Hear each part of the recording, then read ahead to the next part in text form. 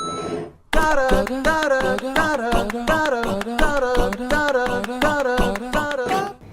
to the fourth segment of Go Sip, and this is also our last segment. I'm actually a little bit sad that there's so many more things to say. Right. But anyway, I wanted to tell you guys this story. I actually went on a trip to Thailand recently, and I actually was taken to a village in the northern Thailand. I didn't know what was going on in this village. I was just going for tourism and all this kind of thing. But what happened was we went to a masjid in the very northern part of Thailand. It was maybe like 12 kilometers away from the Myanmar border. And we learned about these students that were staying in that village. And what had happened was that the actual Myanmar Muslims, so that this isn't Rohingya, this is actually the Myanmar Muslims, they're actually being persecuted as well. So we learned that their school, it was a Tafi school, was burnt down. And actually the Ustad had taken all 200 of his students and walked across the Thai border and asked this village for help. And what's amazing about it is that this village only has about 250 families in it. It's a mix of Muslim families, Christian families, and also Buddhist families. This is in Thailand, yeah? And this community just embraced them completely. I mean, all the villagers took them in, feed them, donate money, help them in whatever way they can. So now these students now have a school there. They're learning Tafis, they're learning Thai, they're learning Myanmar, they're learning English, and you're amazing, contributing to the economy of the village because they're doing fish farming, they're doing chicken farming, so they're doing all these things. And I see this as a grassroots thing. This is just a small village.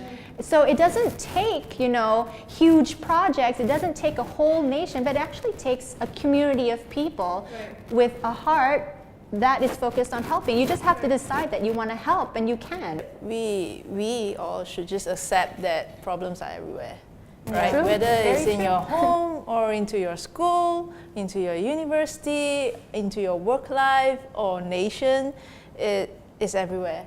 But what did the village did right was to search for sustainable solutions and integrate them together and move forward together. So I think that if we could change our mindset, instead of like, I have my own sets of problems, don't come and bother me, but integrate to each other and help each other, because there are values that they can provide too. You just need to start working with it and search for it. And then we can all, move together. It's a very good, it's a small symbolism of world peace in that small village. But I also think, again, like media plays a big part, like how I suppose refugees are being portrayed.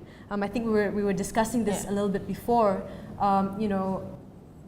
Should we highlight their privacy? Is it something that we can actually exploit? Which I feel is the case. I think a lot of the times what we see is that their lives are being exploited, not just by the people who are exploiting them, but the media as well. But if we change that kind of approach and we actually show, a different side of the refugees, in a more positive light, do you think that would help the condition? Like, do you think that more people would feel more compassion towards them? Or, because for me, I need to have a balance, For me, I need to know the real story, but at the same time, I don't want to see the gruesome stuff.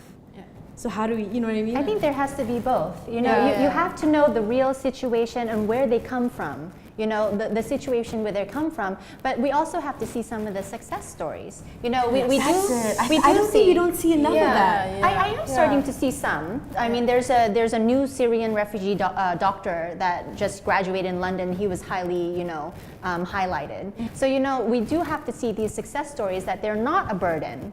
Maybe in the beginning when they're adjusting, of course, everything is a burden in the beginning. Everything is an adjustment, right? So, but once, they successfully assimilate, and there will be, of course, we're not talking about the outliers, but a large group of them are going to assimilate properly, and they're going to contribute. And they're going to be our friends. They're going to be our neighbors. They're going to be some of our bosses even, probably. So, So we got to have like you said, some kind of balance. But for now, if there's no balance, at least some success stories that we can see. Yeah, I think that's it. The more positive stories that we share with people, with real life success stories, I think it will give more encouragement, it'll give more hope. Yes. To see that, you know what, this is something that's good, this is something that we need to encourage, and we need to give more opportunities and chances to help and to give education, to give these kind understanding of with no judgment. Don't put your own values on them. Understand where they're coming from. I think education also plays a really big role. If education is not in place right now, even for people that are displaced in Malaysia or refugees, if this education is not going to, this system is not going to be in place, we're going to lose a whole generation of people that can contribute to our own country or even for the future. And this is really dangerous at this point. I know this is like another whole topic about it, but I think that we should start sharing our resources. We should start sharing our education, our knowledge and things, to people that they have a chance of contributing to our future. Okay. Yeah, so I think that's very. We should encourage that at this point. Okay. You know what? The time's up, and it's so sad that we have to wrap up this conversation. We have more points actually. to talk about. But you know what? Episode 3. For everyone who's watching, and you feel inspired and motivated to do something, follow our Instagram pages and our social networks. Mine's official Miss Nina. The Peacher Project. Official Lisa Kim. And inshallah, you can see some of perhaps ways in which you can contribute and help as well. And so I guess that's it from us. Thank you so much for tuning in and listening to our conversation. This is Gossip, and make sure you tune in to the next episode. Thank you so much, sisters, for being here. It was fun. Yeah. Great. Hi, Assalamualaikum everyone, it's Miss Nina, and I really hope that you enjoyed that episode of Gossip on DOPStv, because I really did, and I hope it got you thinking, okay? So, if you love Gossip, make sure to check out all the other episodes, alright? Bye!